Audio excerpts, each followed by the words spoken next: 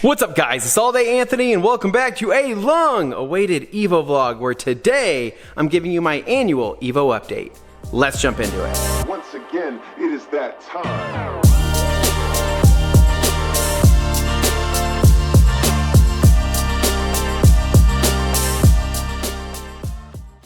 Alright, so it is that time of year where we highlight the car that never gets talked about. This is my 2006 Lancer Evolution 9 MR, which funny enough, this year marks 10 years of ownership with this car, which is pretty crazy. I'm sure some of my longtime subscribers know this car and may have even seen my Evo vlogs from back in the day, but for most of the new subs out there, you probably only know me for Honda content. So today I wanted to put on my Mitsubishi hat, talk about this car and what I've done over the last year, including the mods, the maintenance, and even talk about some of my future plans. Now, in full transparency, I was gonna make this video outside and go out on a windy back road with a GoPro and all that stuff, but you know what? It's 102 degrees outside today, and that just didn't sound like a fun time. So we're gonna kick back, more of a casual video here in the garage and talk about the Evo. Alright, so the last video I made on the Evo was a little over a year ago, and the main topic of that video was how this car is a dream car of mine and how I tend to put it on a pedestal, and that I'm also terrified of anything bad happening to it. Well, unfortunately, not much has changed. I feel pretty much the exact same way, and I didn't drive this thing anywhere near as much as I was hoping. I think in the last year I put roughly 400 to 500 miles on it, and that was about it. Long story short, I just don't have the time to drive this car as much as I used to when I was younger. 10 years ago, I was driving this thing every freaking day. Any chance I could get, I was driving this car. But nowadays, it's just super tough because I'm getting older, I have more responsibilities, I also have more cars, other projects, and things like that. So when I do get to take this thing out, I really do enjoy it, and I freaking love it, but it's just not how it used to be when I was younger. So with that said, I'm kind of in this preservation stage with this car right now while trying to keep it nice, but also still trying to add some nice OEM tasteful mods to it to keep it on the road and just yeah, have a good example, a good clean example of an Evo 9. So we're gonna nerd out and jump into some of the things I've done. Now keep in mind, this is gonna be very Evo specific and probably boring to most people that don't give a crap about any of this stuff. But if you're an Evo owner or you enjoy this kind of information, then you might find it entertaining. So one of the more noticeable things I did over the last year was install the OEM JDM headlights. These were something that I knew I had to have ever since I first picked up the car. I could just never justify the freaking price of these things because they were always so expensive. And you know what? They didn't get any cheaper. Honestly, they think they're at over like $2,000 now, which is absolutely insane. So I picked these up from rawsport.uk for a pretty damn good deal a couple of years ago. And I still think that Rawsport still has the best pricing worldwide as far as headlights and taillights go. So the JDM Evo 9 headlights, these are the MR version with the OEM fogs. The biggest thing to note is going to be the flipped reflector in comparison to the USDM headlights. So on USDM, you have your orange reflector up top, and then it's clear below, and then on these you have it flipped where it's orange down on the bottom there. And I think that this is just what makes it look more aggressive in general.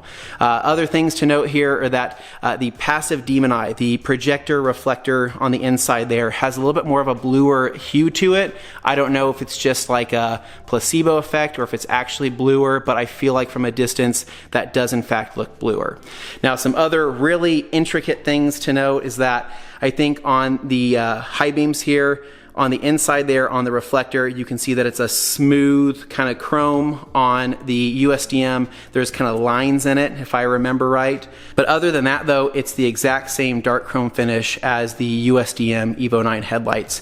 Now I was torn between picking up these or the matte black JDM Evo 8 headlights, but I wanted to stay true to it being an Evo 9 and go with the Evo 9 ones because, yeah, I just kind of like the way it looked. Now, as far as the install, it was pretty straightforward. Front bumper had to come off to access the lower brackets there on the headlights. And then, of course, you have to swap over your ballast as well as your bulbs. So everything has to swap over. And it's just a different setup because the ballast mounts from the bottom of the headlight, which is going to be totally different than the non-HID headlight. So when you pick these up, you definitely want to make sure you're picking up the right version for your car, because if your car is not HID and you pick up an HID headlight, it's a total pain to figure out how to make that work.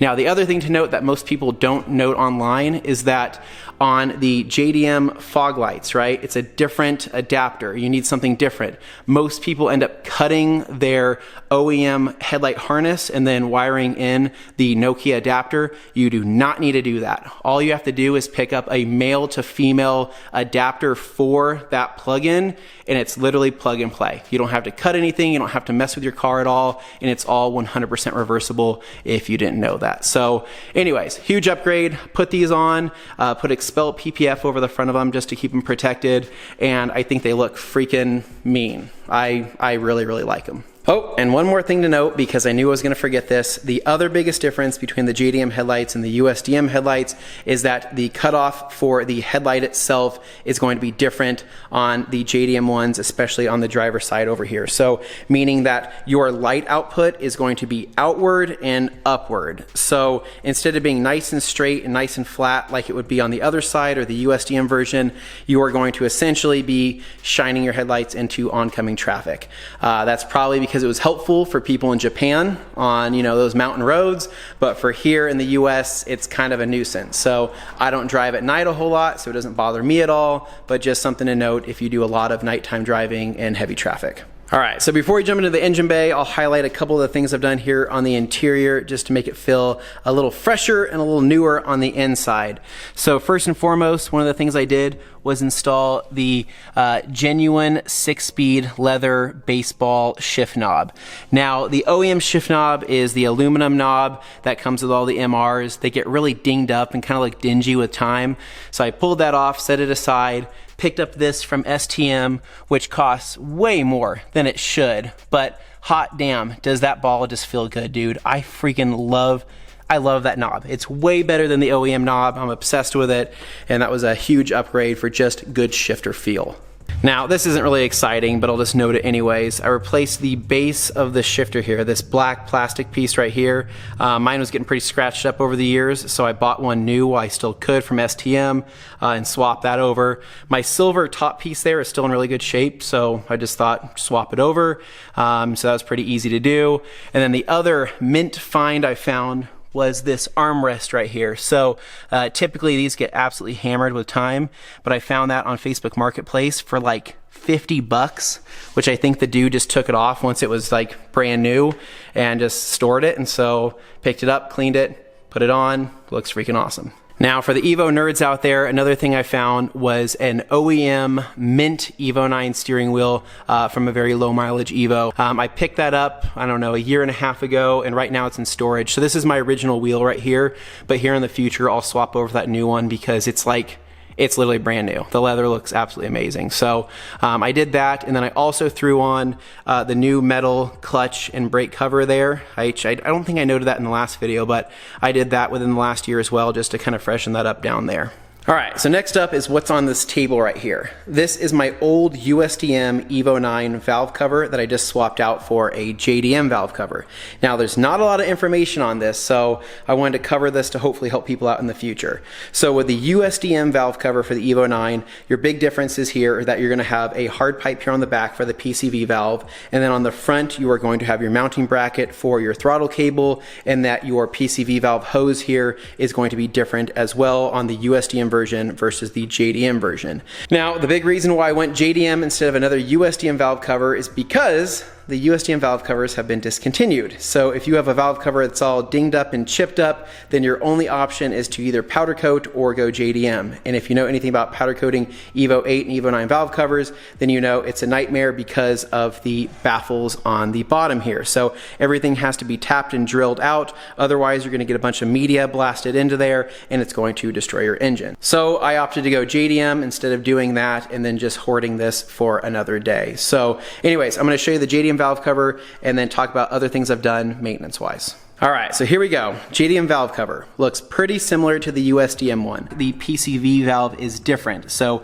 it's more of like a plasticky valve with a grommet that goes into a different hose than the USDM version. So I actually had to buy this different hose from Nengen from Japan and have that shipped over. But the grommet, the valve, as well as the valve cover, I picked up from JDC, and yeah, that actually shipped pretty quick. So I also did a brand new upper timing cover here, which cleaned it up as well. But I also ceramic coated coated the valve cover to keep it from fading and chipping, because I don't know what's up with the heat of these cars or whatever it is, but these just tend to start to wrinkle and the paint just starts chipping off with time. So I'm going to try to keep this in as good a shape as I possibly can. So other than the valve cover and the battery swap to the PC680, that was pretty much all I've done for mods, but this year was a pretty big year for maintenance on this car. And so it had dawned on me that it had been like 8 years since I had done the last maintenance on this thing. And granted, I didn't hit the mileage needed for maintenance. I kind of wanted to do it for peace of mind. So biggest things were water pump, timing belt, new fluids, and new spark plugs. And so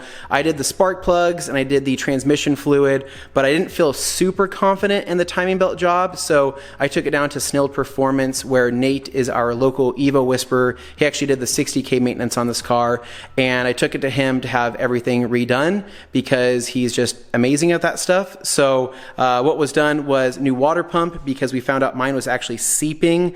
It had like a bad gasket on it or a bad O-ring, and then it was also seeping out of the weep hole. So it may have been doing that for years. I had no idea, but that was swapped out. New timing belt, new balance shaft belt, new pulleys, new serpentine belt, and then new transfer case fluid, new rear diff fluid, and then I had done the oil and transmission fluid. So at this point in time, everything was good, and then the ACD fluid still looks money. So maintenance was done, and this car feels pretty freaking good, man. Now, on the topic of maintenance, one thing I do want to note is how freaking expensive these cars are becoming to maintain. It's kind of ridiculous. All the stuff I just did was all OEM everything: water pump, balance shaft belt, timing belt, even the damn coolant was OEM.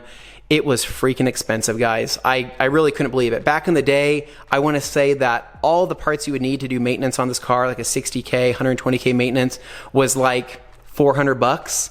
And now we're creeping up on like 1,000, which is just, yeah, pretty wild considering it's a Mitsubishi. But it just kind of goes to the point that a lot of these things on these cars are getting discontinued, and everybody's hoarding stuff and trying to keep as much stuff as they can because parts are getting harder to come by, and really ordering things from Japan or outside of the country is really going to be your best option, since it seems that Mitsubishi is trying to essentially hold back the stock from the US for whatever freak reason. I have no idea. Now, as far as future plans and mods for the car goes, this year is kind of an interesting year here in Idaho because emissions is gone in Ada County, which means all of the cats can now be swapped to test pipes, and we no longer have to take our cars down to get tested, which is nice for me because every time I took it down there, they would whip my car with that cable and I would almost kill the person every single time. So that does open up some more options for me legally, which is kind of cool now, because back in the day, I didn't really want to mess with the cat. I didn't really want to mess with the downpipe. I didn't want to have to mess with all of that, mainly because the car runs so good as it currently sits, and I'm pretty happy with the power. But I'm thinking here in the future, it might be a good idea to swap to a test pipe, or at least a high flow cat, swap the downpipe, and maybe do a few more mods that I've been wanting to do for a while. Again, I want to keep this car in that preservation stage, but I also still want to do some tasteful stuff just to make it more enjoyable to drive and also make it worth having. So anyways, guys, that's pretty much going to wrap it up for the Evo update. I know this may not have been the most exciting video for most of you. You probably wanted to see me rip on this thing, and maybe in a future video I'll take it out and maybe do like a ASMR POV drive or something like that. But it's 100 and something degrees out. I'm literally drenched in sweat right now, so it is what it is. So as always, if you guys enjoyed the Evo video and just enjoyed seeing it here in the garage, even if I'm just talking about it, please make sure to give me a big thumbs up. Subscribe down below for more, and I'll catch you guys in the next one. It's all Anthony. Peace.